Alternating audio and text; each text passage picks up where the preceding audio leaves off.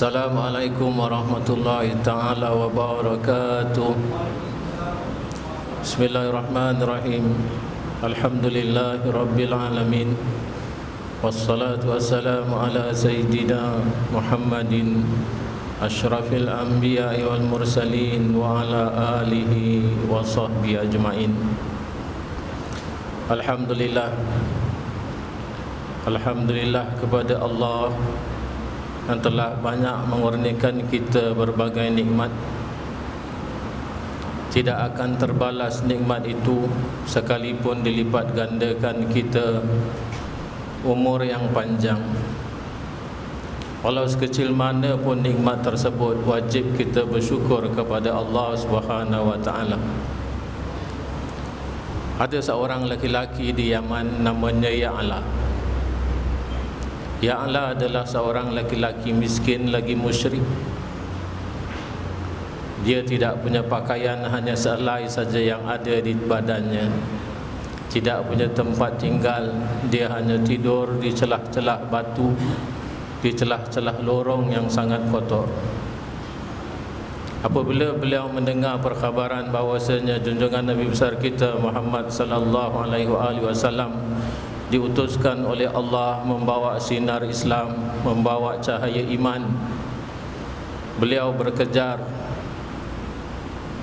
mendatangi kota Madinah, Al-Madinatul Munawwarah, bertemu dengan junjungan besar Nabi kita Muhammad sallallahu alaihi wasallam. Tidak banyak cerita, tidak banyak soal, beliau terus beriman kepada Rasulullah dan beliau jadi seorang Islam. Oleh kerana beliau tidak punya tempat tinggal di Madinah, tempat yang selalu diduduki adalah tempat di mana sekarang kita lihat lantai itu ditinggikan seolah-olah macam amben di belakang rumah Sayyidatina Fatimah, di makam junjungan Nabi besar kita Muhammad sallallahu alaihi wasallam yang dikenal sebagai tempat ahli sufa. Dia duduk di situ mempelajari Al-Quran daripada Rasulullah sallallahu alaihi wasallam sampailah dia dapat menguasai 4 ayat Al-Quran. Satu ketika Rasulullah bertanya kepadanya, "Tidakkah kamu mau untuk beristeri?"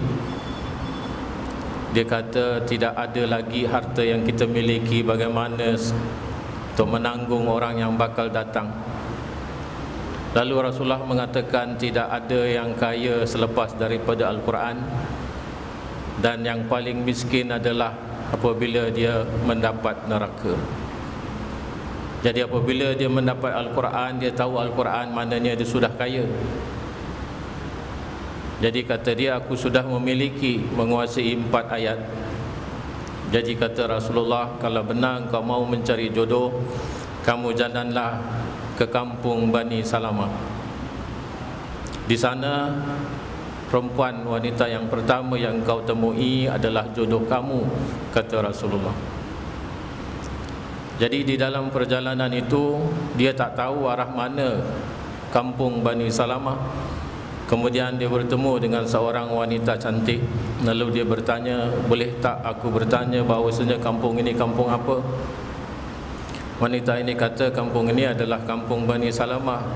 Benar kata Rasulullah, bahawasanya aku sudah sampai ke kampung ini dan wanita yang pertama yang aku temui adalah jodoh aku. Wanita ini terperanjat seolah-olah macam Ya'la ini mau mempermainkan dia. Kamu jangan kurang ajar sama saya. Kamu bertanyakan hal di mana kampung ini, sudah aku jelaskan. Kampung inilah kampung Bani Salamah. Sekarang kamu pula mengatakan bahawasanya aku ini jodoh kamu. Dia kata, bukan saya yang kata, bukan saya yang mengada-ngada, tetapi yang mengatakan hal itu adalah junjungan Nabi besar Muhammad sallallahu alaihi wasallam. Itulah yang dikatakan oleh Rasulullah. Jadi wanita ini kata, kalau begitulah apa yang telah dikatakan oleh Rasulullah, aku mau dengar sendiri daripada lidah Rasulullah yang mengatakan hal demikian.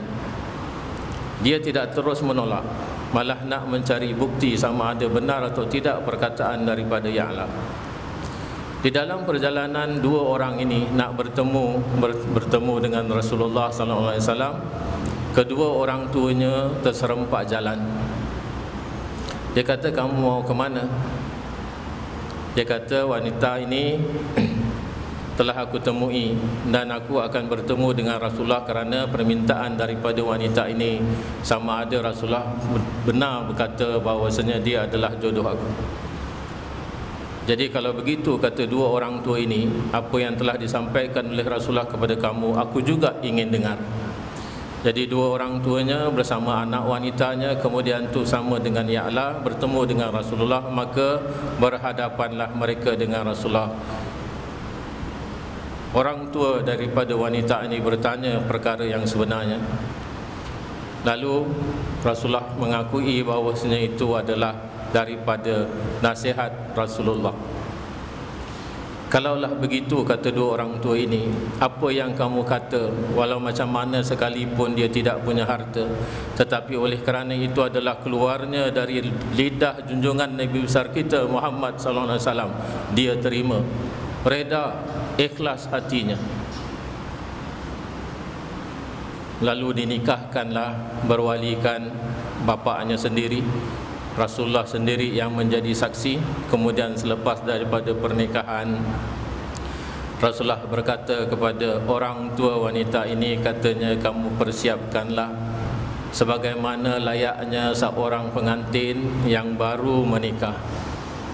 Jadi orang tua ini buatlah hiasan di biliknya, dibelikan tilam, dibelikan apa yang sepatutnya layak yang didapati oleh seorang pengantin. Malam hari, Ya'la masuk ke bilik tersebut. Dia bukan tergesa-gesa untuk merasakan nikmat perkahwinan. Sebaliknya, beliau menangis. Langsung mendirikan solat 2 rakaat. Bersambung lagi, bersambung lagi, bersambung lagi sampai kepada waktu subuh. Langsung ke masjid berjemaah dengan Rasulullah sallallahu alaihi wasallam. Pada malam yang kedua beliau melakukan yang sama. Pada malam yang ketiga beliau juga melakukan yang sama. Pada hari yang keempat, ayah kepada wanita ini datang bertanya, bagaimana kehidupan berumah tangga kamu? Anak perempuan ini mengatakan, aku tidak kenal betul siapa suami aku. Itu adalah kerana Rasulullah yang telah mengawinkan aku. Tetapi aku percaya bahawasanya Rasulullah selalu mencarikan yang benar. Tetapi dia bukan orang yang memiliki dunia dan tak mahu pun dunia. Aku tidak disentuhnya. Ayah wanita ini marah. Lalu bertemu dengan Rasulullah. Rasulullah kata, kamu panggillah Ya'la. Apabila Ya'la sudah duduk di hadapan Rasulullah, Rasulullah tanya, kenapa tidak kamu lakukan selayaknya seorang suami kepada isteri yang baru dinikahi? Dia berkata, wahai Rasulullah, sebelumnya aku musyrik, tetapi Allah Ta'ala telah memberikan aku nikmat Islam. Allah Ta'ala telah memberikan aku nikmat iman.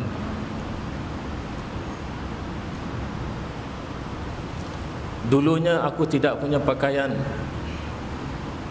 tetapi setelah aku dinikahkan dengan wanita ini, aku memiliki seorang mertua yang sangat baik.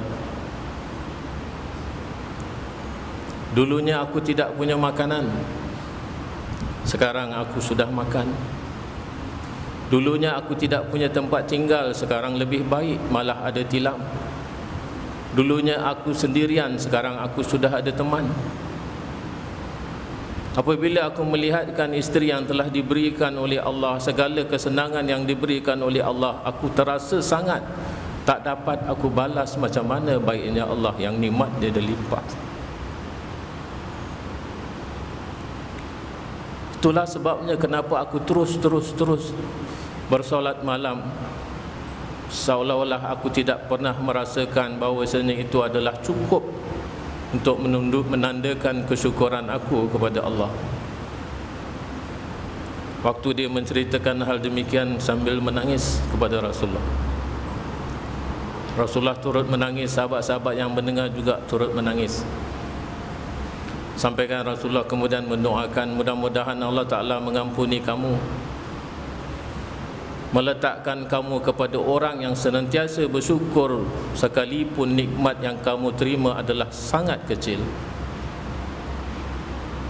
Dan mudah-mudahan Allah Ta'ala meletakkan kamu di dalam orang-orang yang kaya dengan rahmat Allah. Ini doa Rasulullah kepada beliau, kepada Ya'la. Selepas Rasulullah mendoakan yang demikian, dia pulang. Tak lama kemudian Rasulullah mendengar berita bahawasanya Ya'la sudah meninggal dunia.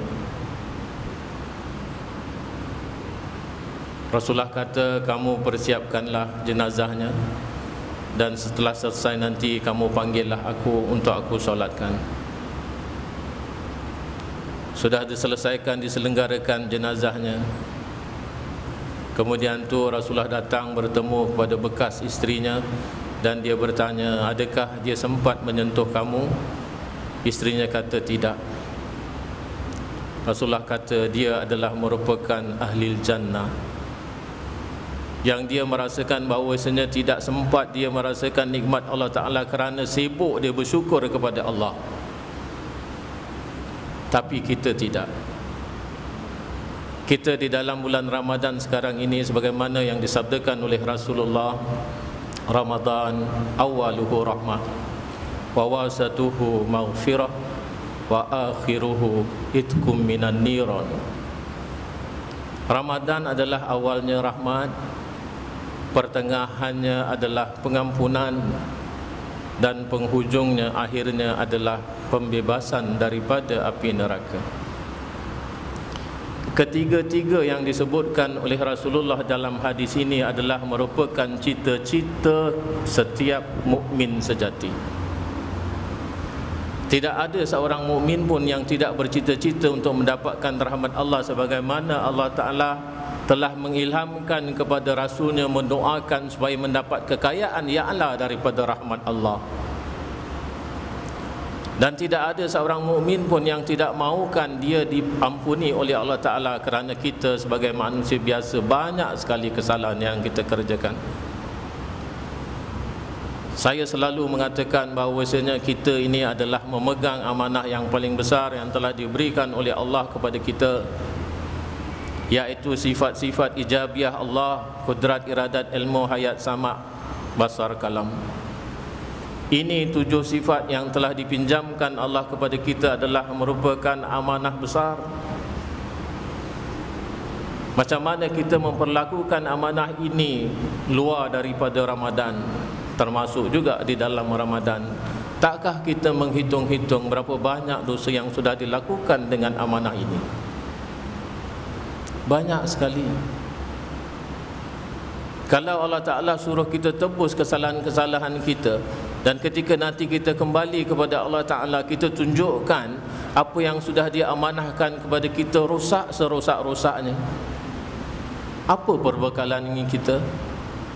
Sedangkan usia yang Allah Ta'ala bagi sangat pendek.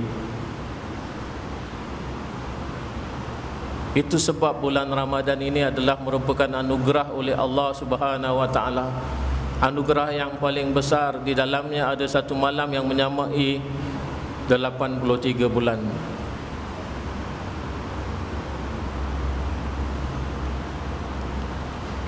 Umat-umat dahulu diberikan oleh Allah Ta'ala usia yang panjang, tetapi kita usia yang pendek. Tapi Allah Ta'ala memperpanjangkan kita punya amal, kita punya kesalehan, kita punya bangun malam dan sebagainya. Tapi kita tinggalkan begitu saja. Di dalam bulan Ramadan tak pernah kita memperhitungkannya, bahawasanya inilah merupakan nikmat Allah yang sangat besar. Sedangkan orang Ya'la ini dapat nikmat sedikit saja, dia tidak berhenti untuk bangun malam dan sembahyang terus-terusan sampai subuh. Tidak disentuh isteri yang cantik. Tapi kita, nikmat Allah sehendak hati kita ambil. Tapi apabila disuruh memberikan ibadah kepadanya, jauh sekali. Kita selalu buat alasan, selalu saja kita mencari jalan untuk mengeluarkan perintah tersebut daripada kewajipan kita. Ada 3 orang bersahabat, semuanya punya uang tetapi bakhil. Yang pertama mengatakan, aku tidak akan mengeluarkan harta aku sebagai sedekah, melainkan lalu dia membuat garisan di tanah, garisan bulatan. Segala dinar dan dirham yang aku campak apabila jatuh ke dalam bulatan ini, maka itu hak aku. Dan kalau sebagiannya yang keluar daripada bulatan itu, baru itu yang akan aku sedekahkan. Orang bakhil yang kedua pula mengatakan, aku tidak akan melakukan sama seperti macam kamu. Lalu dia membuat garis panjang, garis yang membujur. Kemudian tu dia campakkan dirham dan dinarnya. Dia kata, kalau yang di sebelah kanan semuanya aku punya, dan di sebelah kiri akan aku sedekahkan. Yang ketiga yang lebih lokek daripada 2 ini, yang lebih bakhil, dia kata, aku tidak melakukan garis tegak ataupun garis bulatan, tetapi akan aku campakkan dinar dan dirham aku ni ke udara. Yang jatuh aku punya, yang tidak jatuh orang lain punya. Yang tidak jatuh tu je nanti aku sedekahkan. Mana ada yang dicampak ke atas tidak jatuh ke bawah. Ini manusia apabila diberi nikmat oleh Allah Ta'ala sangat banyak, tapi dia lalai mencari usaha untuk melepaskan dirinya daripada kewajipan. Orang-orang dulu yang sudah kita ceritakan, ya Allah sangat percaya kepada apa yang Nabi katakan. Ayah mertuanya sangat percaya apa yang telah Nabi katakan. Juga isterinya sangat percaya, walaupun tak kenal sekalipun. Tapi oleh kerana yang cakap itu Rasulullah, maka dipercayai. Kita yang sudah dengar hadis Rasulullah, sudah mengatakan bahawasanya separuh pertama, 1/3 daripada yang pertama Ramadan adalah rahmah. Apa yang kita kejar? Apa yang kita buat untuk meraih rahmah daripada Allah? Tidur semata-matakah? Atau kita mengumpat orang selama-lamanya kah? Mencari kesalahan sahabat-sahabat kita? Tidak pernah kita menabur kasih sayang untuk mencintai sesama Islam kita? Kita tak percayakah apa yang Rasulullah sampaikan kepada kita, bahawasanya 10 pertama merupakan rahmat? Kejar rahmat itu.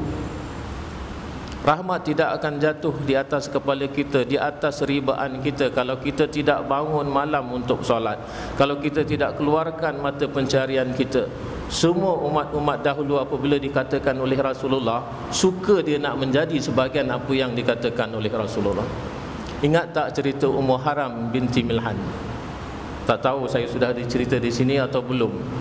Ummu Haram binti Milhan adalah ada punya tali persaudaraan dengan Rasulullah. Satu ketika dia datang berziarah kepada Ummu Haram. Ummu Haram membasuh rambutnya sambil dia itu dibaringkan, yang akhirnya Nabi terlelap, tertidur. Kemudian tu tiba-tiba Nabi bangun, Nabi ketawa.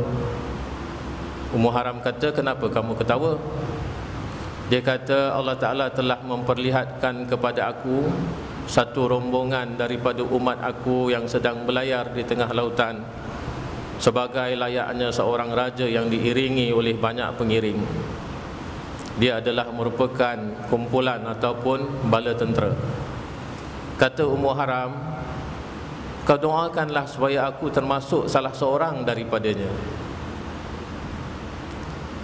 Kemudian Nabi tertidur lagi. Nabi bangun, Nabi ketawa lagi. Ditanya lagi oleh Ummu Haram, Nabi jawab yang serupa. Kemudian tu Ummu Haram kata, kau doakanlah semoga aku termasuk di dalam salah seorang daripada mereka. Lalu Rasulullah kata, engkau adalah salah seorang daripadanya. Ini kalau dulu sahabat-sahabat Rasulullah, kalau Rasulullah tanya sesuatu yang baik, dia akan kata dia enggak. Tetapi kita sudah sekarang sudah dibentangkan oleh Allah Ta'ala, kerana wahyu tidak turun lagi. Rasulullah sudah wafat, hadis tidak akan ada lagi. Inilah yang kita pegang, yang telah disuguhkan kepada kita. Tetapi kita selalu tepis dan tolak. Contohilah orang-orang dahulu yang Allah Ta'ala telah berikan kebahagiaan kepada mereka. Ummu Haram telah diberitakan oleh Rasulullah di dalam apa yang telah Rasulullah nampak. Bila masanya? Waktu itu Rasulullah masih hidup. Tetapi kejadian yang berlaku kepada Ummu Haram adalah ketika pemerintahan Sayyidina Uthman. Waktu pemerintahan Sayyidina Uthman, Muawiyah bin Abu Sufyan telah mengetuai satu rombongan, iaitu satu rombongan tentera laut. Dia minta kebenaran izin daripada Khalifah Uthman untuk buat ketumbukan tentera laut ini menyerang Rom. Tapi sebelum nak menyerang Rom, dia kena masuk pulau Cyprus. Jadi daripada situ akan terus mengantar tenteranya menyerang Rom. Dan waktu itu Ummu Haram ada bersama dengan Muawiyah. Dan benar apa yang telah mereka lihat, bahawasanya apabila sudah mendarat di Cyprus, didatangkan kenderaan, kemudian Ummu Haram jatuh daripada kenderaannya, patah lehernya, dan dia sebagai syahid di situ, sebagai syahidah. Kemudian tu dia dikuburkan di Cyprus. Ini yang Rasulullah kata, kerana dia sendiri mahukan perkara itu. Dan Rasulullah mendoakan kita. Sepatutnya apabila kita dengar Rasulullah mengatakan bahawasanya 1/3 daripada Ramadan adalah rahmah, sepatutnya kita seolah-olah berkata dengan Rasulullah, Rasulullah masukkan saya dalam rahmat ini. Apabila dikatakan 1/3 yang kedua adalah merupakan maghfirah, kita sepatutnya jawab balasan daripada perkataan Rasulullah, ya Allah, mudah-mudahan Rasulullah mendoakan aku termasuk dalam orang yang diberikan maghfirah ini. Kemudian yang ketiga, 1/3 yang akhir, iaitu mendapatkan pengampunan, kelepasan daripada api neraka, kita jawab juga bahawasanya kita ingin sekali, malah kita mahukan kelepasan daripada api neraka. Ingat, Rasulullah dikatakan walaupun sudah wafat, tetapi segala apa selawat dan salam kita kepadanya, Allah Ta'ala membangkitkan semula Rasulullah, kemudian tu dia menjawab salam daripada kita. Berapa banyak umat Islam di dunia ini yang memberikan salam dan selawat kepada Rasulullah, dan Rasulullah jawab. Seolah-olahnya kalau kita lihat macam mana Rasulullah jawab, secara zahirnya nyatalah bahawasanya beliau sekalipun sudah wafat, tetapi di dalam alam rohnya dia tetap hidup. Dia seolah-olah telah melihat keadaan di mana kita umatnya berada sekarang ini, macam mana keadaan kita sekarang ini. Ingatlah bahawasanya Rasulullah merupakan inspirasi kehidupan keimanan kita. Apabila kita lihat, kita ingat Rasulullah, maka kita selalulah mencita-citakan apa yang dikatakan oleh Rasulullah itu jatuh kepada diri kita. Banyak sekali contoh-contoh tentang sahabat yang seperti macam ini, iaitu Abu Ayyub Al-Ansari. Kita sudah tidak punya masa untuk menceritakan lebih panjang lagi macam mana nanti Rasulullah menjadi pelindung kita di hari kiamat. Apabila kita berada di padang mahsyar saja, apa yang Allah Ta'ala datangkan, iaitu api neraka yang bergejolak panas. Neraka ini mengamuk semengamuk-ngamuknya, kerana dia kata, mana manusia-manusia dan hamba-hamba Allah yang telah hidup di atas muka bumi Allah, setelah makan rezeki Allah, tetapi dia tidak bersyukur kepada Allah Ta'ala. Seolah-olah neraka ini menuntut pembelaan terhadap apa yang kita kerjakan. Siapa yang bakal melindungi kita? Apa yang terjadi kepada api neraka ini yang telah ditarik oleh 70,000 malaikat dengan rantai, meronta-ronta dia untuk memakan, menjilat dengan api kepada seluruh manusia yang ada di padang mahsyar. Siapa nanti yang bakal mensyafaatkan kita? InsyaAllah kita akan sambung minggu hadapan cerita di mana api neraka tunduk kepada seorang yang sangat dia patuhi, kerana itu adalah merupakan kehendak Allah Subhanahu Wa Taala. Mudah-mudahan kita senantiasa tergolong kepada orang-orang yang bersyukur kepada Allah Ta'ala, orang-orang yang selalu mendapatkan keinginan, iaitu hidayah dan rahmat Allah. Allah Ta'ala mudah-mudahan menjauhkan segala dosa daripada kita, baikkan seluruh umat, baikkan keluarga kita. Janganlah kita mencita-citakan sesuatu yang tidak diredai oleh Allah dan Rasulnya. Amin ya rabbal alamin. Bijahi Sayyidina Muhammadin sallallahu alaihi wasallam. Sya'ulillah ilahul Fatihah.